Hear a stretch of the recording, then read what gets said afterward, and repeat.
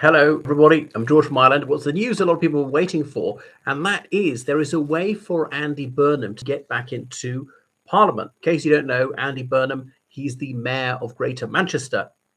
So he's a major figure in the Labour Party. He's been elected mayor of Manchester 3 times. Last time got 63% of the vote. Time before it was 67%. Now, Manchester has been a mostly Labour city since the 1920s. Nevertheless, his record is impressive, even bearing that in mind. So he's one of the biggest Labour figures outside Parliament. The other one probably would be Sadiq Khan. Remember, they're rather embattled in Wales. So I don't think the First Minister for Wales is a contender because people say that Starmer is a dead man walking. His opinion polls are in the lavatory. His approval rating is lower than Liz Truss's was at the worst moment of this self-created financial crisis. So he's less popular than this party. He's dragging them down. You want a leader that pulls you up, like Blair did for many years. And obviously, Andy Burnham began as an MP in the Blair era.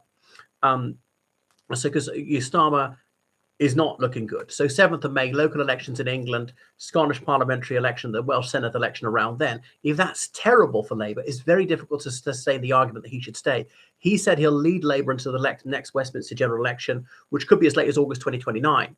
And obviously, Labour is terrified because their poll ratings are just atrocious, 14%. They're coming third in most opinion polls. And one where they're framing it is it's either us or Reform UK. As Reform UK are falling back and the Conservatives are gaining, that argument has less traction. So what are they going to do? Plus, I mean, Starmer, he's a no spring chicken. How old is he? 64. Not that old. I mean, it's said to be in excellent health, partly because he's a vegetarian. But, he'll be sort of retirement age by the time of the next general election. Would it be time to hand over to somebody else? Now, Angela Rayner, she's popular amongst the Labour grassroots. She's deeply unpopular amongst the public who just see her as undignified and thick and a chancer, a cheat, spinning a sob story, exploiting her son, lying and so on, and all that's true. Wes Streeting, the Blairite candidate with a wafer-thin majority in Ilford South. What are other problems for him? I mean, clashing with the NHS, actually having some success at the NHS, not that popular amongst the grassroots, maybe seen as too smug, thought to be openly plotting. I mean, Starmer can hear the knives being sharpened for his back. Beware the Ides of March. And Lucy Powell, well, she is deputy leader of the Labour Party, but she's not that popular amongst the parliamentary party or the ordinary members of the Labour Party. And who else would there be? David Lammy is the obvious one. Plus, they'd love to have a non-white leader. He is the deputy prime minister. And then someone else who's been there for a very long time, MP since 1997, Yvette Cooper.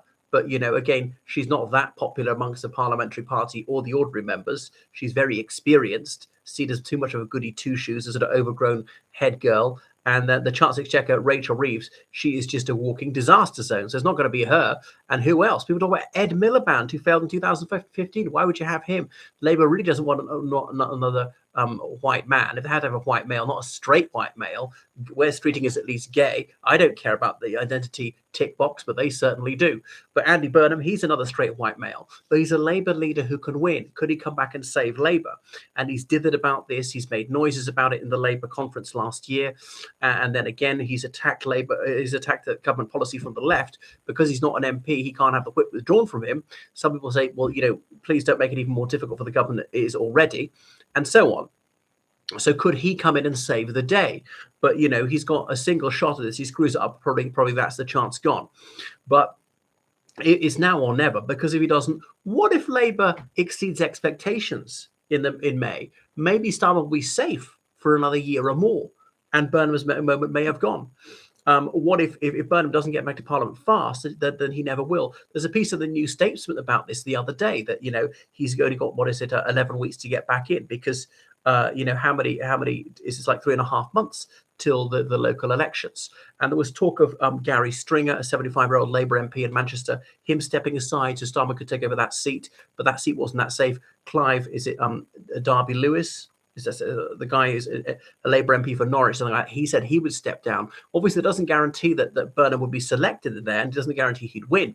The other thing is, Labour has changed the rules that any directly elected mayor, as Burnham is, he's not elected by the council, he's elected by the people of Greater Manchester, must get permission from the National Executive Committee to stand for Parliament. Would the NEC give him this permission? Probably not, because it's stuffed with Starmer loyalists. And even if he does that, will he be selected as this Labour candidate? Because of course it's his chum Andrew Gwynn is stepping aside as the MP for Gorton and Denton. I'm not clear why. Is it really just a favour for his friend? Because Gwynn is 51 years old, so far as I know, in excellent health.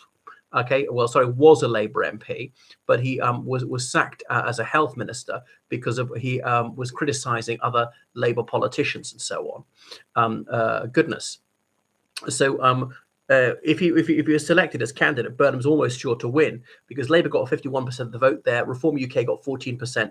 I know Labour's less popular than before, and I know Reform UK has got more popular than before, but it's hard to see Reform UK overturning such a big majority, especially with someone like Burnham, who's got such a big personal following. Turnout is usually low at by-elections, but what was I going to say? But he's got that star quality. I think he would win it almost comfortably, but maybe sort of 10 percentage points. Then he's back. Could he challenge Starmer? Presumably he's got noises saying, please come and save us, because the party's going to be wrecked if Starmer goes on much longer. Could there be some sort of parliamentary coup against Starmer? The others say this is disloyal. If you try to oust Starmer and you fail, that makes things even worse for us. It doesn't really strengthen Starmer, because we're saying, oh, we don't want more psychodrama. Look at the Tories changing leader every couple of years, and they have MPs defecting to Reform UK. But then Labour would be like it's civil war again. Burnham faces difficulty. And remember, you're not allowed to stand for Parliament anymore if you are a mayor. So if you're selected as the candidate, you have to resign as the mayor of Manchester, causing another election for the mayoralty there, which Labour is almost certain to win, but not by a huge margin as before. For various reasons, people let down that he didn't carry on to complete this third term, which he publicly vowed to do, and so on.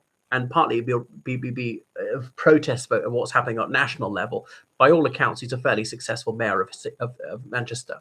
But anyway, what's more about Andy Burnham? So how old is he? He's 55 years of age.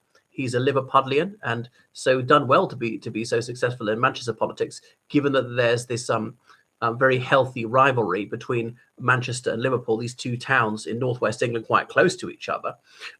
Anyway, so he's born in a maybe lower middle class family in Manchester, in Liverpool, and he's got one brother. He's a nominal Catholic. He went to Cambridge, where he read English, and then he was in the Labour Party since his teens.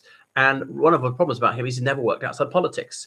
So more or less, soon after he graduated, he was working as a researcher for a Labour MP, Tessa Jowell. Later became health secretary, and so on. So just worked in those sort of public sector roles. Was a special advisor to the Secretary of State for Culture, Media and Sport, who's Lord Smith, as he is now, Chancellor of Cambridge University. Even though so he's never done anything outside politics. A big problem. Was elected an MP at the age of 21. He married a Dutch woman. He's got 3 children, and so on. Fascinated by football. Okay, so seemed to be a man of the people. Seemed to have those sort of bonsai Blairite good looks. Looks younger than he is. Maybe there's too much excitement about him. Is he even going to do it? If he doesn't do it, then the opportunity might be gone. Because if he's not by the 7th of May, then somebody else will get it. Because you've got to be an MP to go for this. Supposing he doesn't get elected as an MP and he's resigned as mayor of Manchester, his political career is probably dead. Can he ever come back as mayor of Manchester? Probably not. Another Labour politician. You had it. You let us down. You maybe never become an MP again. And even if he's an MP, he might not be able to kick Starmer out. Even if Starmer is kicked out, that doesn't guarantee that he's going to get it. So we'll see. I think Burnham is overrated. People say, yes, he plays very well at Manchester. That doesn't mean he appeals to the United Kingdom at large. There's still some prejudice against people with a Scouse accent and stuff like that. Seen as being genuine, not this maybe very dry and uninspiring barrister, which Starmer is. Anyway, thanks for watching my channel. Make sure you subscribe on Patreon, donate to PayPal, georgecallan7@gmail.com. Goodbye.